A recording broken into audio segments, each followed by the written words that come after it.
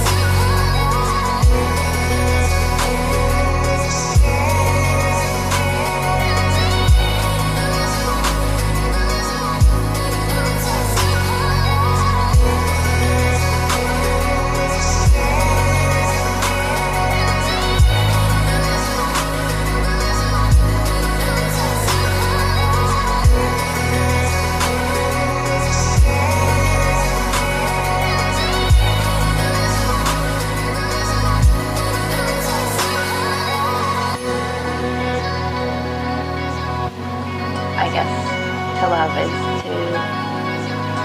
that's the whole spectrum of life right there. And love is a focal point for humans, like from birth to death, sort of what we're here for in a lot of ways, for love and interaction with other people and self-love and loving others and getting to a place where you're not